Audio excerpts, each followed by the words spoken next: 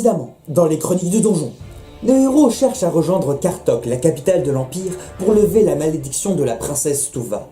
Ils arrivent alors à la ville d'Oslitok. Après avoir fait leur shopping et réalisé une mission de niveau 1, nos héros rentrent à l'auberge de l'Hydre à deux têtes pour passer une nuit de sommeil bien méritée.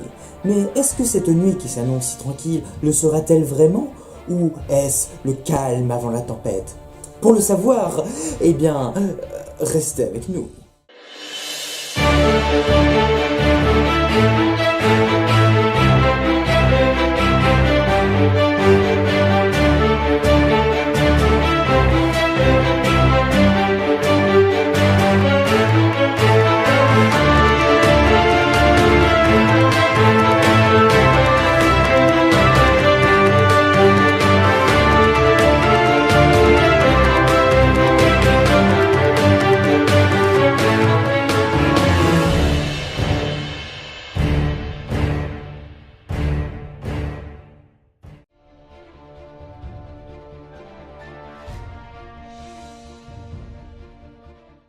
Nos héros passent une nuit tranquille à l'auberge de l'Hydre à deux têtes.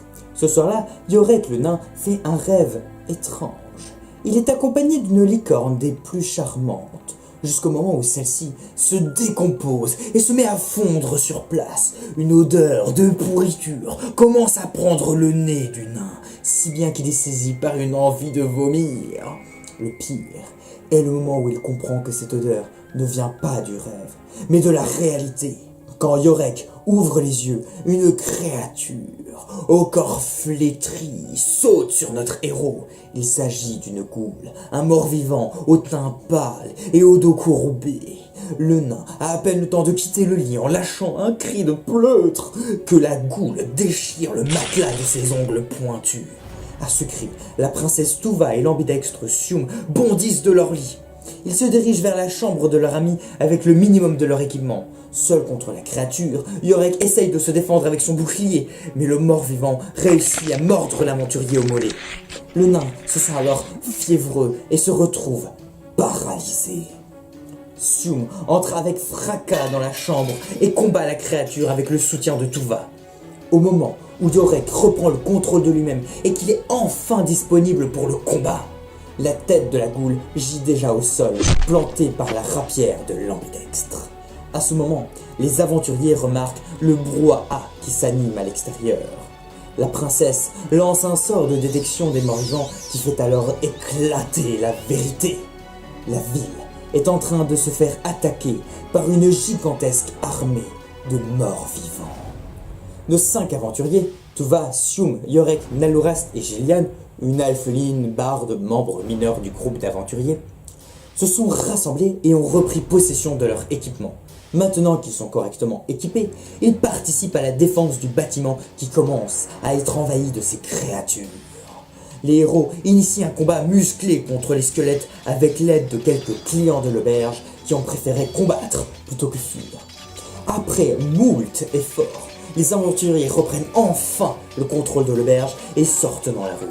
Ils se retrouvent alors dans le chaos d'un no man's land entre les envahisseurs morts-vivants et le reste des habitants qui fuient vers le château du comte pour essayer de se mettre en sécurité. Nos aventuriers rejoignent les citoyens dans leur fuite, à l'exception de Nalurast et Sium, qui font leur possible pour sauver les quelques civils pris alors au piège par les squelettes dans le chaos.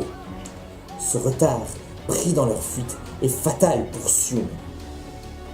Alors qu'il n'est plus qu'à 100 mètres du château fort, il se fait rattraper par l'armée des morts qui le blesse gravement et le met KO. Yorek et Nalurast, qui assistent à la scène depuis les murailles, ressortent précipitamment de la forteresse pour récupérer leur ami qui se vide de son sang et le mener bras dessus, bras dessous à l'infirmerie avant qu'il ne meure de ses blessures. Les morts-vivants forment maintenant un siège autour du château. Un certain nécromancien du nom de Grildevalstein se présente comme le chef de cette armée des morts et désire prendre le titre de comte par la force. Le conflit s'apaise peu à peu alors pour devenir une guerre de position. Profitant du calme du siège, Gillian utilise alors ses talents de barde pour vendre l'héroïsme de nos aventuriers. Rapidement, nos héros se font parler d'eux dans la forteresse, si bien qu'ils sont chargés par l'intendant du comte d'une mission. L'objectif est de passer dans une poterne abandonnée pour faire une infiltration dans les lignes ennemies. Ils sont accompagnés dans leur mission par 4 des meilleurs hommes de la garde du comte. Nos héros s'aventurent alors dans le souterrain, désolé, encore truffé de vieux pièges poussiéreux. Une fois à la surface, ils se dirigent vers le campement des généraux ennemis afin de couper la tête de l'armée. Ils attaquent le campement alors que les nécromanciens entament leur dîner. Dans ce combat, nos héros n'hésitent pas à utiliser ruse, magie et force en plus de leur effet de surprise. La garde composée de squelettes est mise à sac. Les nécromanciens sont déjoués et Grindelwaldstein est exécuté par Tuva. Pour le bicéphale, furent les derniers mots du général du mal. L'armée des squelettes est ainsi anéantie et nos héros reviennent avec le trésor des généraux en plus d'un nécromancien comme prisonnier. Les habitants de Oslitok sortent du château et acclament les sauveurs. Mais est-ce que cette trêve durera encore longtemps? Qui est cet étrange bicéphale? Les héros resteront-ils longtemps si populaires auprès des habitants? Pour le savoir, surtout ne ratez pas le prochain épisode des Chroniques du Donjon.